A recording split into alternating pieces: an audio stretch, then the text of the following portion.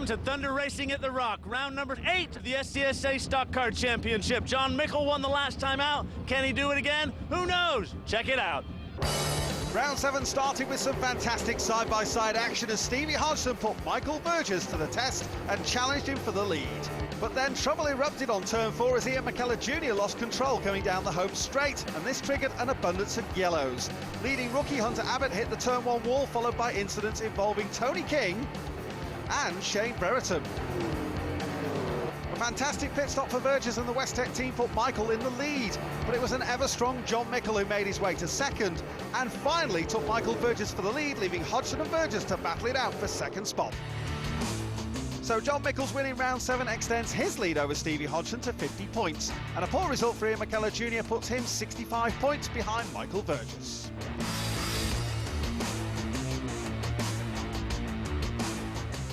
We've just got to think of the championship. We've got a bit of a problem with the car. We've got a bit of a problem with the fuel pressure at the moment.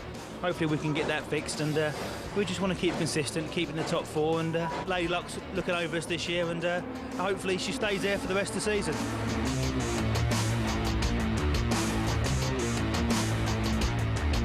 We had a slight vibration which we've had since qualifying, so we're working on that. I think we found something on the rear axle.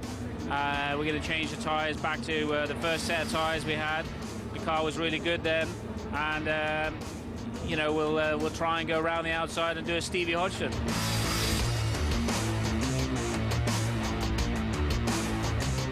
The inner team spirit that we've got here is really good, and you know, we all push each other to the edge, but also it's good that Westech are up in there now with Michael as well, and you know, like we showed in round 7, it puts on some fantastic racing.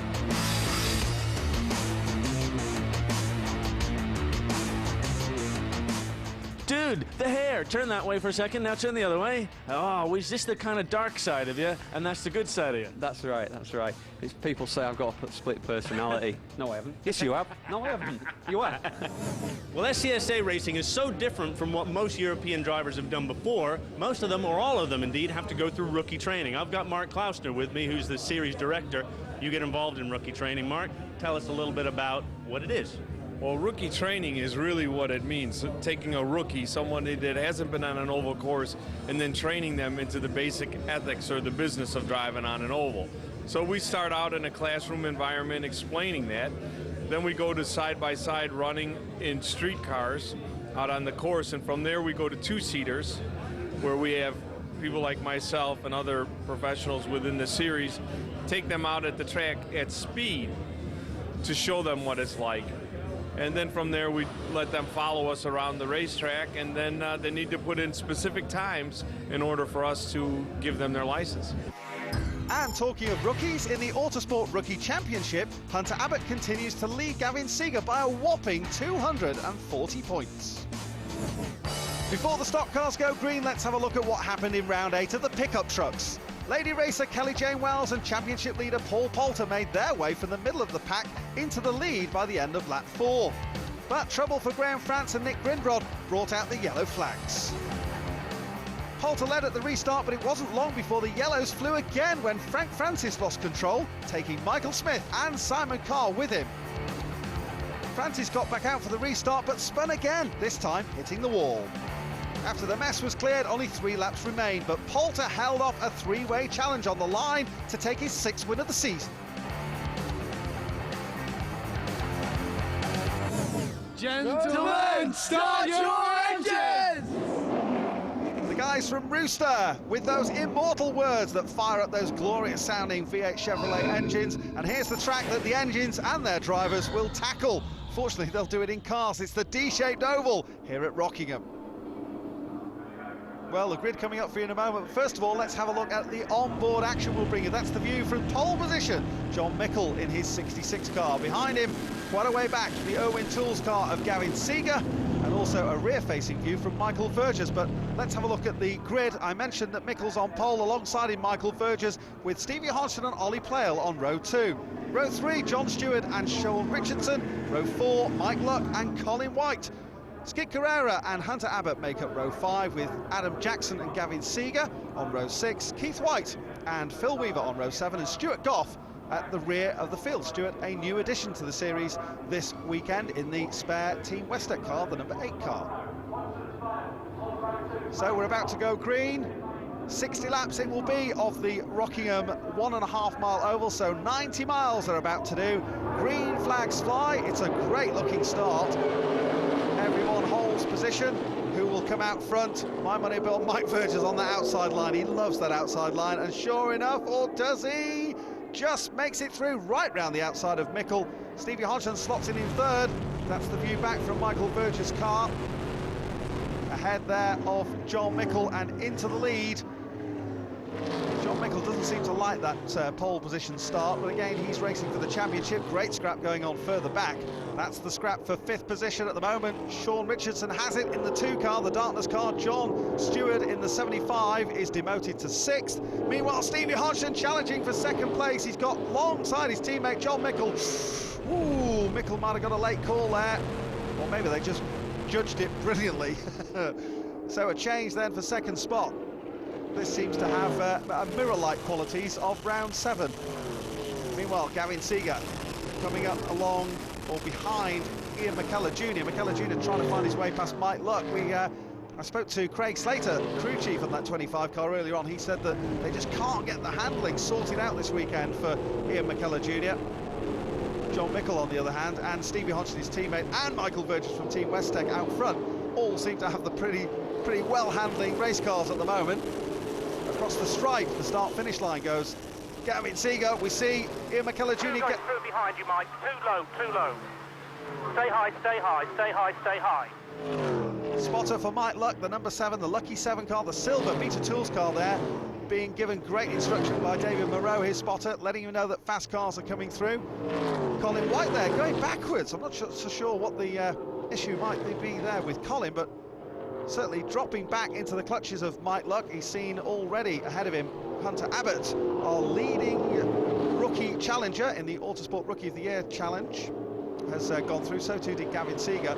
Mike Luck sizing up Colin White, who definitely has a handling or an engine problem of some sort. Early stages of the race now starting to settle down. We always have that kind of frantic and exuberant start, and then people find the rhythm, get settled in. Long race. And of course a pit stop to take account of as well, a pit stop window on laps 29 and 30, where every single car must come in and change the outside 2 tyres. Oh, and problems for Adam Jackson, brings the number 4 Pontiac into pit road. Hunter Abbott's trying to find a way past Gavin Seeger. Irwin Tools versus Ryanair here. And who's going to work the job on the other, I wonder? Hunter Abbott got a good slingshot there out of turn 1. Has he got enough room on the inside into turn 2? I think he might just have. Yes, he does. Oh, tell you what. There was, well, if you've got a micrometer out, I think you've got a reading there. There was no space at all, but brilliant judgment. And talking about space, looks like Sean Richardson wants to catapult himself into outer space, and more importantly, into the space in front of Ollie Playle. John Stewart's coming through as well. Oh, and this trio all fighting over the same position.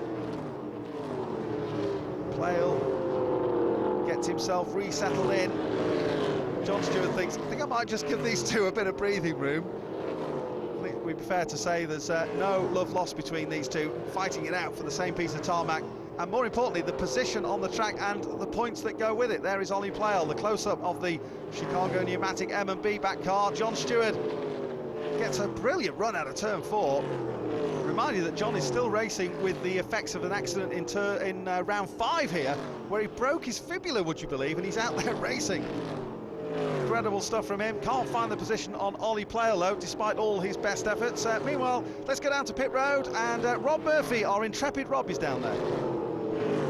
Adam, sorry, buddy, to see you here at such an early point in race number 8. What happened? We've got, looks like fuel pressure problems. We've had it all weekend. We just can't solve it. We don't know what it is. We've got to get back to the garage and find out. A very frustrated Adam Jackson there. He's seeing his chances to lift the rookie title disappear. John Stewart is desperate to find a way. Oh, Ollie Playle loses it. He spins around. Oh, that's a big hit. Oh, my goodness me. Huge hit for Ollie Playle. Smacks the wall in big style. That will bring out the yellows. Goodness me. Well, good to see Ollie Plough moving around there. Let's go down to pit road and join Rob Murphy. He's with Ollie's team boss. Gavin, what's up with Ollie's machine? Any ideas? It just broke away from him. It looked like a very hard hit, you know, from what we saw on the TV screen. But it's good to see him up and walking around. Well, he is walking around. He's absolutely furious. He may well think that there was contact there, but let's just have a look at this again. It wasn't the contact. It may well be that thing that's called taking the air off the rear wing. Sometimes when a car's travelling close behind, but a big hit there, it can take the air off the rear spoiler, but no contact. But would be understandable if Ollie felt that there was. He'll get a chance to see the replay and calm down, I'm sure. Back green then, as they start lap 23 of the 60. Sean Richardson gets to the inside of John Mickle. Ian McKellar Jr. coming around the outside though. My goodness me, what a slingshot Ian McKellar Jr. got there. He's gone from 5th, and he may well go through into 3rd place. Snatches the place away from John Mickle. What a start by Ian McKellar Jr. Absolutely nailed it perfectly. John Stewart dropping in, incidentally, behind Sean Richardson. But this is the battle for the lead. Michael Burgess we're looking back from. Stevie Hodgson in the Xerox Chevrolet, number 24. The 2004 champion, Stevie Hodgson. Michael Burgess yet to lift a title in SCSA stock car racing. That day cannot be far away, you'd have to think. Further back in the pack, look at this trio. John Stewart in 75. Got Hunter Abbott and Gavin Seeger behind him, squabbling over positions. Look at them back and forth on the track, trying to use that inside line and the outside line. It is very definitely now a 2-groove racetrack, Rockingham. We saw that last time in round 7. Look at him here. Oh, this could, oh my word, oh, there's contact, and Hunter Abbott loses it, and Gavin Seeger is collected. Mike Luck jams on the anchors, so too does Skid Carrera, who spins in sympathy. And sneaking through the gap there, I think, was Stuart Goff. Yellow flags fly, which means we are under caution. Gavin Seeger in the wall again. And in that's it, mate. Just keep following that line of the grass if you can see that at all. Well, they're trying to steer him back. He can't see, that's the problem. Oh, Hunter Abbott lost it. Bangs into Gavin Seeger, the luckless Gavin Seeger, who spins right the way up the track into the outside wall. Skid Carrera, with nowhere to go, has to just chuck it sideways. Stuart Goff sneaks through. Red flag. So we're going to stop the race here. That's what the red flag is for. We'll stop the race and we'll have a quick clear up, hopefully. Back after the break.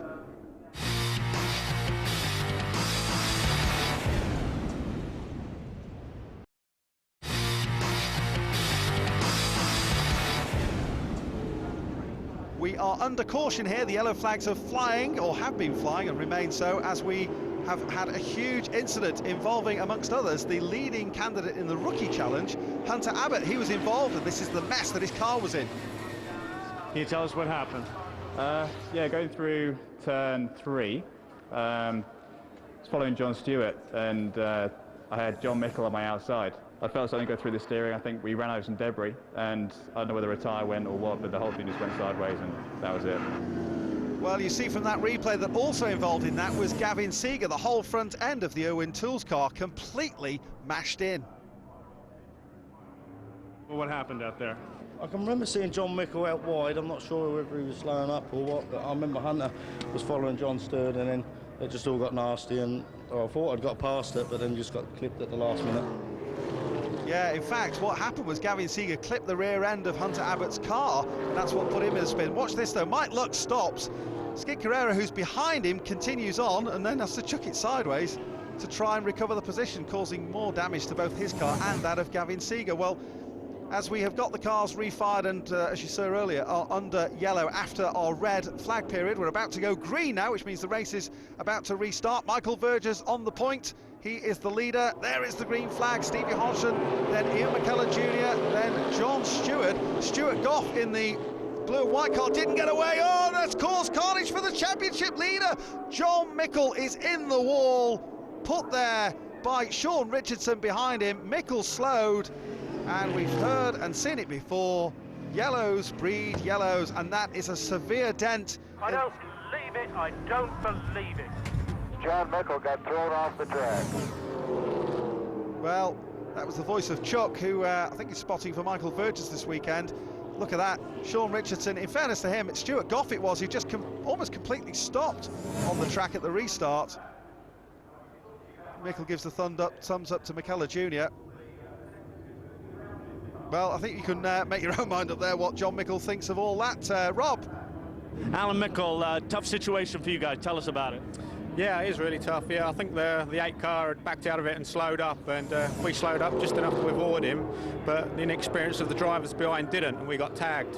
And that's tough from a championship point of view for you right now.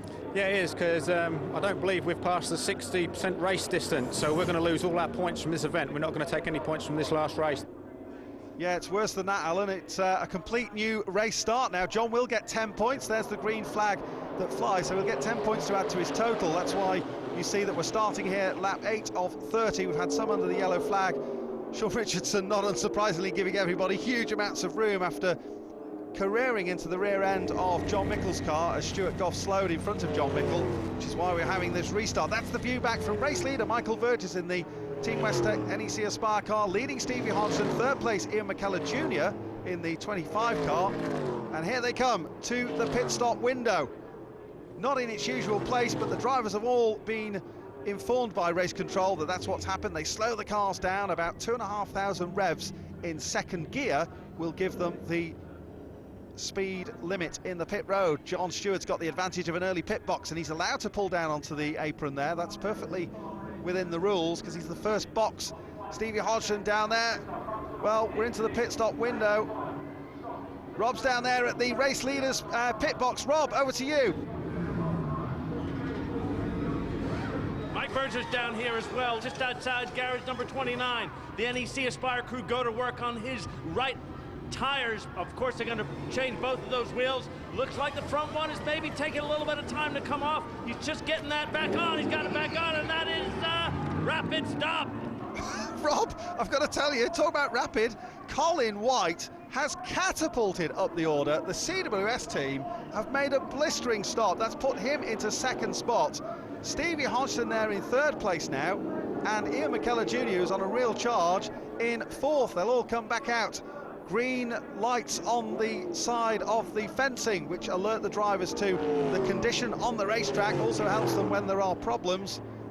Stevie Hodgson looks like he's going to dispose of Colin White very early on, though. Ooh, little wiggle behind from Ian McKellar Jr. Brilliant stuff. This trio, hammer and tongs at it. Colin White doesn't want to give up the position, but he's got no choice because Ian McKellar Jr. is stronger on the restart. Sean Richardson has rejoined too. You can see that panelling on his bodywork where it's slightly out of kilter after the incident. And we've got a black and white diagonal flag. Giving us that black flag just as a warning. We haven't got to do a drive-through or anything. Carry on racing. Yeah, Neil's absolutely right, Sean Spotter.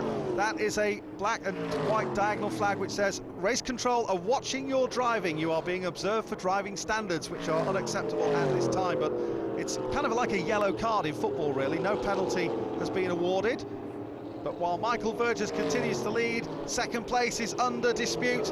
On the outside, on the left of the screen, the red and white car of Stevie Hodgson sees the black 25 go to the inside. Oh, there's back markers down there. Mike Luck gets out of the way. Brilliant job by him and David Munro. Double wide racing through turn 2. That's not for the faint-hearted. Oh, and what a slide move by Ian McKellar Jr. Brilliant stuff. Rob, I believe you've got someone who was involved in an earlier incident. Ollie, just tell us what happened. Well, at the moment, we don't know. Something broke on the car, or we don't know whether we had a flat tyre. Are you okay? Yeah, I'm fine. I'm just upset for the team. Yeah, I can understand why. The white flag flies, though, because we've got one lap to go.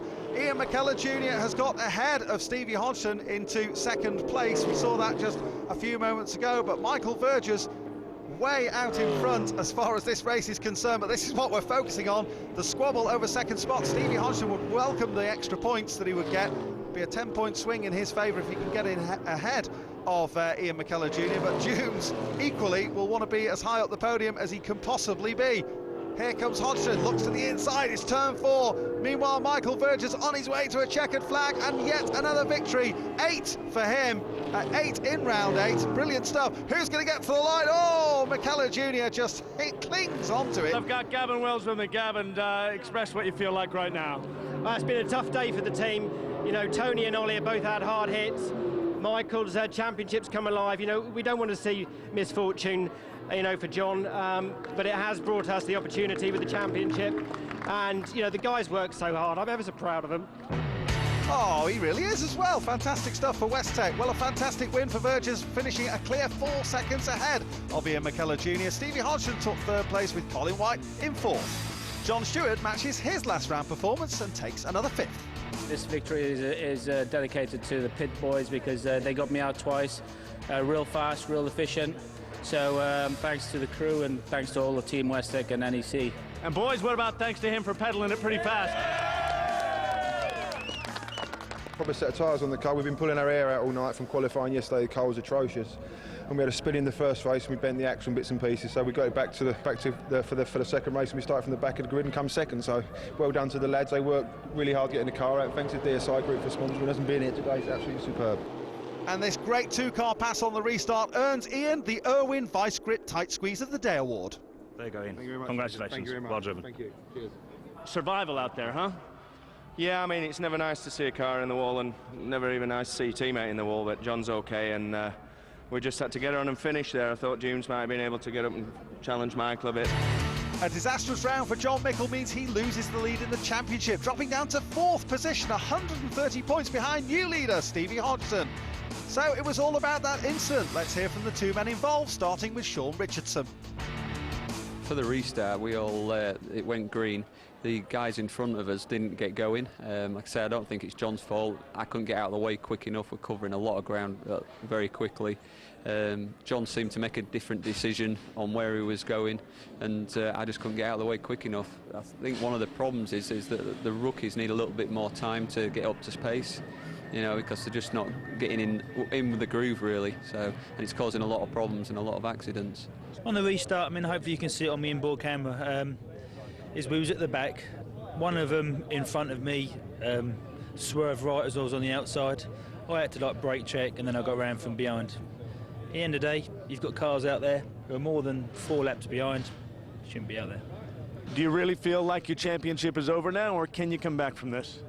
I think it's going to be hard work. Obviously, you know, the DSI next stock forward, we're going to give everything we can next event, bounce back, win every race if we can, and now it's in everybody else's hands. But now it's the 3rd year on the trot. I've been took out by somebody, and it's my fault, and it hurts at the moment, you know, because you know we won the most races this year, we had the most podiums, we've done everything right, and it's somebody else who's ruined our championship again. Mark Klausner, round 8 of the championship for one of the main championship contenders. Tough race. Yeah, truly finishes is what matters in this sport, and we would like to see more people finish, and I think we'll continue on that basis, because the finishes is what matters at the end, and it's the people that finish the race completely. And unfortunately for John, he got caught out and was unable to finish, and so I'm sure we'll see more action from him in the future. Round 8 of the SCSA Stock Car Championship was a race of attrition. Michael Vergers came out on top. Join us for round number 9.